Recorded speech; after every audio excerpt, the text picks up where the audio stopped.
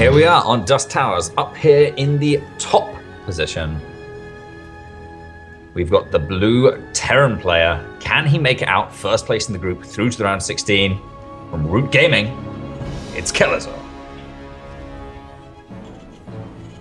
And his opponent spawning in the bottom part of Dusk Towers. This second player in this group to name himself after his name so the casters can just read what's on the screen. It's the green Zerg, Geeden.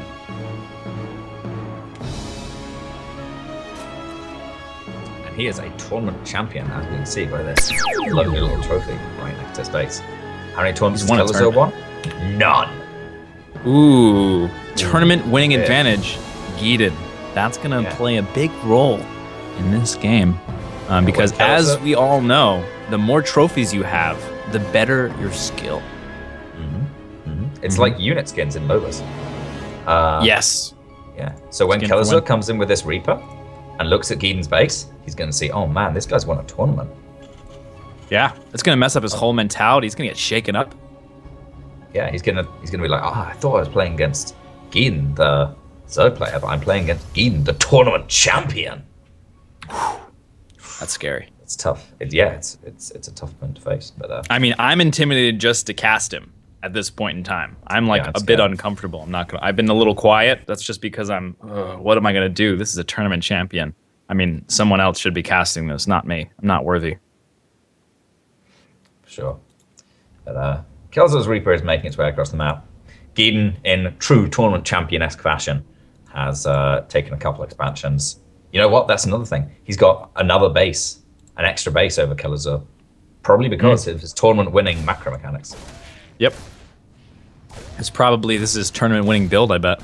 I mean, you would obviously use it in this kind of a scenario. I'm gonna go ahead and get right quick up to 3 queens. Ooh, that's quite a bit of lings there. You go up to 8? Yeah. Man, to 8 nice lings. KDA charge, actually. Ooh, 2 drones go down to that Reaper.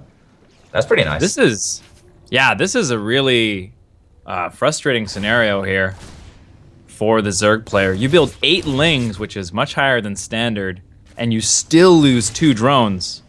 That is not Happy Town at all. Yeah, no, not at all. Kelazhur's Reaper control has always been really good, and I mean, with the KD8 charge and Length of the Void, that only helps. Yeah, he's going to go away. The Queen gets 1 hit off, which does stop the regen for the Reaper, which is pretty nice. It's going to make it stay outside that base for long, but Kelazhur staying on with those Hellions. Falling off a little bit in Legs to the Void, but they still have their uses. Absolutely. You can still... Ooh, KDA charge almost taking out the Creep Tumor there. Hellion, that Reactor Hellion style still works out quite well. Pump out some Reactor Hellions, control the map, prevent the creep. A lot of it becomes very similar, except you have the Reaper that can KD8 charge, gets a little more snowbally. Kelazhur playing pretty conservative, only going for 1 Reaper, so in general, staying pretty relaxed and not risking too much here. A couple of Hellions are going to help poke this Queen down. He's going to need a little more firepower before he really pushes up that ramp. An armory on the way here, and you know what that says to me? That says to me Hellbats. I was thinking Thors. Hellbats? Are you sure? No, you might be right with the Thors, actually. Oh, I'm sorry. That was a completely sarcastic remark. If a Thor comes out, I know. I'm going to look awesome. There's no tech labs on the map. So if the Thor comes out, I'll be really impressed. Almost as impressed as if an Adept comes out. Almost. Not quite as impressed.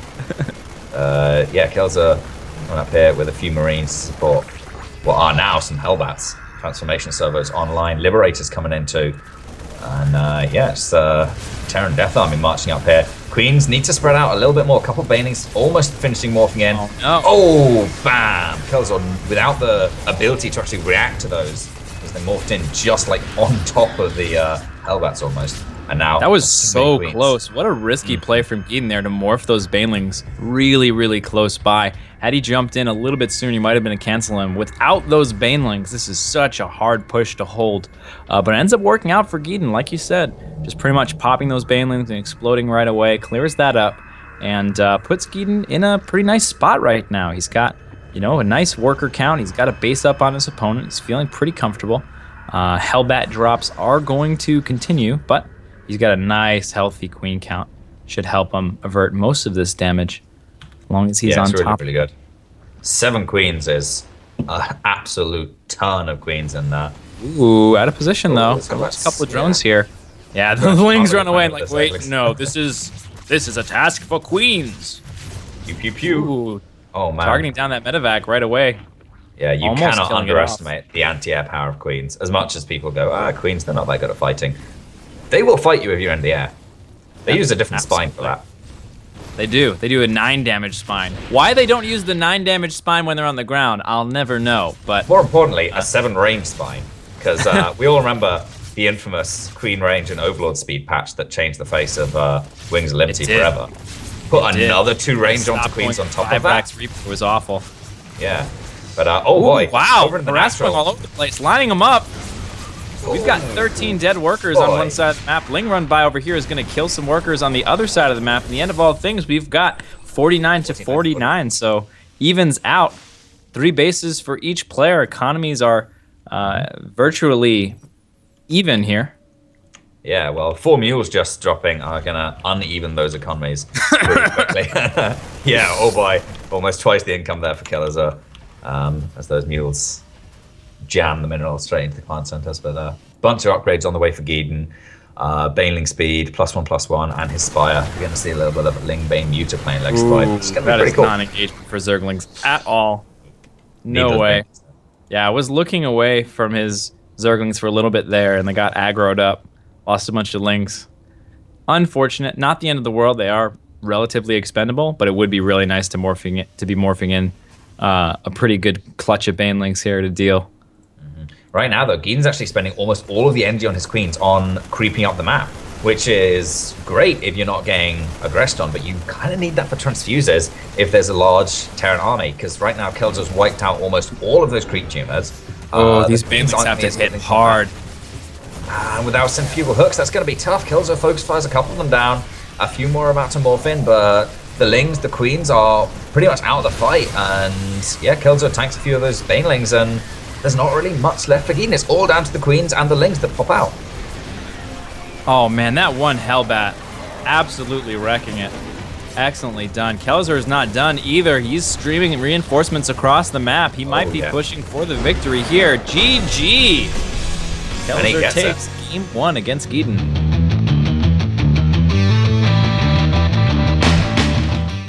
Hi guys, welcome back. Prime Terraces as promised and delivered.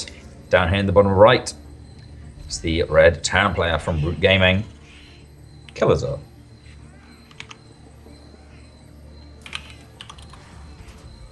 And Kelazhur's opponent, spawning in the top left, building some drones. It's Geeden.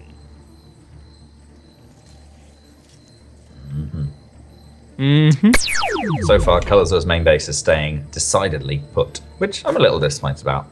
I always like that little, oh, hang on, spawned into the game. Wait, there's not a main base here. Ah, it's at the gold.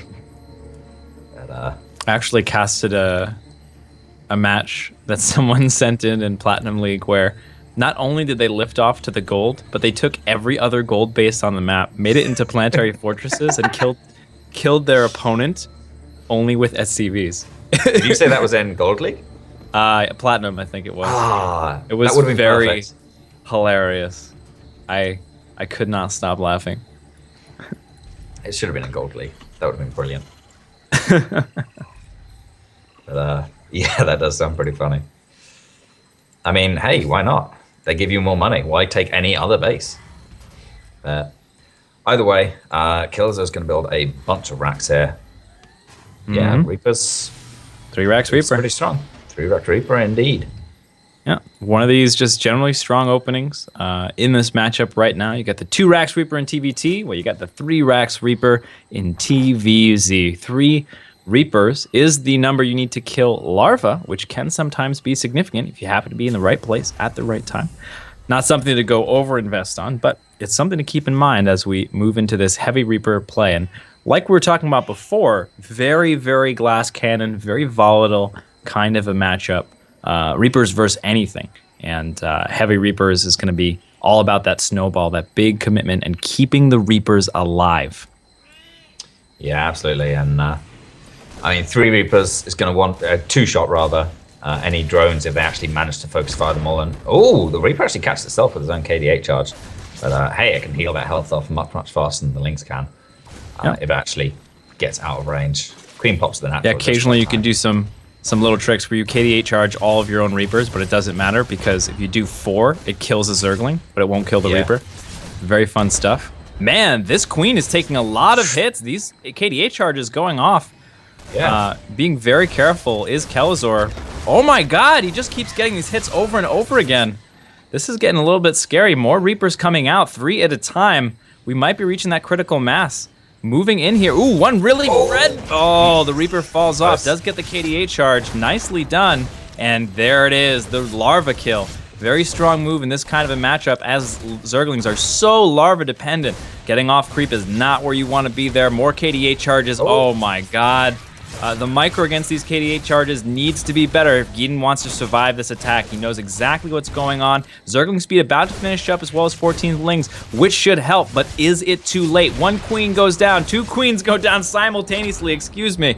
And this is incredibly frightening. 2 Roaches on the way should help quite a bit. 3 Reapers still coming down. Now, keep in mind, you can build command centers, plural, behind this, and that is because they're such a gas-heavy unit, so it's not even an all-in at this point in the game. He's running in, he's doing lots of damage, and he's jumping back all over the place, looking great. Delaying tech, does it matter? No. Ooh, a little bit of a surround there. That was the first big victory there for Geeden in the defense. Yeah, but now he's going to be hard-pressed again because these Reapers find the back door. They're going to devastate this drone line. 1, 2, and a 3rd drone going to go down before the units really even get there. And oh boy, Kelazhur is doing so much damage here. Runs away with those defensive KD8 charges. The Lings haven't got. Oh, free Queen! Find a wall. Whoa! That's pretty nice. I mean, yeah, Kelazhur's kind of starting to transition behind this. Oh my god. But he's already killed 10 drones, a bunch of Lings, 20 Lings, and 3 Queens. Oh that is good value for money. Yeah, damage is absolutely out of control. And like I said before, I didn't want to get into it because we were so action-packed. When you open like this, you can just build command centers behind it. And you also have this production that's totally all ready for you to go into a biocomposition pretty heavily and pretty easily. It's just this very nice way to get things going as long as you do a reasonable amount of damage for your investment. And the damage was more than reasonable there for Kelazhur. Oh yeah, for sure. 3 Reapers even going to come back in. And with all the Queens being taken out, they're going to be 2-shotting these drones all day. 1, 2, a couple nice KD8 charges as well to stop the drones escaping. Across the map, Geeden's trying to push into this barracks. And actually, there's not much in the way of units here for Kelazhur, so could be in a little bit of trouble. Bunker. Always got to repair this bunker. Yeah. There's only 1 Ravager. Marauders coming out. That's really the main thing that you want in this kind of situation is Marauders. Obviously, Stim is going to help a lot as well, but keeping that in mind. Looking pretty good over here overall. And this is Geeden all in. He's on 11 drones. He's pushing out Zerglings only. Very unlikely we'll have a normalizing situation here. Just very carefully picking away at the supply depot and dropping off those corrosive biles when necessary. He's trying to stay out of range. Keep in mind that the Ravagers and the Marauders are of equal range. So once those Marauders start coming out, they lose the this composition loses its range advantage over the Marine. Yeah. Gonna move forward here. That was almost a big hit. Really nice positional play here from Geeden. Really knows how to spread out and get value for all those corrosive biles, not just dropping them all down in one. Getting quite a few kills here, but it might not be enough. He's clearing out a lot of these units and making it possible. Nice engagement. Brings these Reapers back. He's going to clean this up. And there were 4 drones built during this time. But I don't know if that damage is enough. He's going to be running across the map here with quite a few Zergling. Let's see if he gathers them up together, sends them in one by one. Looks like he will be gathering them up and building some Roaches behind. Let's see. How much can you do on 15 drones? We're about to find out. Cranking out Roaches. Stim finishing, though, that's going to be brutal. Yeah, Stim finishing is going to be pretty terrible. This Warlin's going to be finished as well before these Lings get a chance to run in. and the bunker's on its way now. Kelazhur even finds the Lings with the Reapers, and sure, the Reapers might die, but they've really done what they need to do, and they've seen this with their dying breath. 2 KDA charges take out another Ling, and hey, they're like, oh, he's not droning behind this. Okay. Yeah, every loss really, really hurts for Geeden. Yeah. This engagement going to be incredibly important. Ooh. Runs up, sees the wall. Not the units behind it, but he does see the wall. And Kelazhur are going to get aggressive here. If there's any chance Geeden has, he needs a big surround in an open area with these Lings. He might get it. Oh, wow, look at this position. Actually, yeah, he's going to get on top of the Ravagers, take one or two of them down. Just one falls down, but yeah, Kelazhur actually has to retreat back to the safety of this bunker. Toronto, he's actually going to lower the depots to let his units back in. But he gets back in, loses quite a lot, but takes out all the Lings for Geeden. And of course, bear in mind, again, we're approaching that 9-minute mark where minerals start to actually mine out. A couple of these mineral patches in the main have only about 300 minerals left. Actually, Geeden has been on such a low drone count that it's like 9 minutes, and he's like, yeah, I can go for another 5 minutes without mining out. Yeah, I mean, look at Kelazhur's base. There's such low saturation. Geeden still has the full count. Yeah, plus mules here. Very interesting. Whoa. Gonna take out. Oh, just barely not take out that bunker. 3, 2, 1, explode. And that is how you count down bunker explosions, in case you were curious.